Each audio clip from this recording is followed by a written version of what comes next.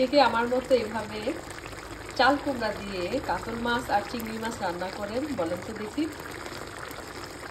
আমি আসলে কখনো আগে রান্না করিনি, এইভাবে রান্না করে দেখলাম কেমন হয়। শুনেছি খুব মজা হয়। আর এটা কিন্তু অনেক সময় যে সিলেটিরাও এইভাবে রান্না করে, ওরা না দেখা যায় যে বিভিন্ন রকমের মাছ তারপর শুটকি মাছও একসাথে রান্না করে। মানে দেখা যায় যে এই কাঁচা মাছের তরকারিতে আবার শুটকির মাছও সুন্দর করে ধুয়ে দিয়ে দেয়। তো আমি সেভাবে করিনি, আমি কাতল মাছটা ভেজে নিয়েছিলাম আর চিংড়ি মাছটা একটু ভুনা করে নিয়েছি। আর হচ্ছে চাল কুমড়া যেভাবে মাছ দিয়ে রান্না করে সেভাবেই রান্না করেছি।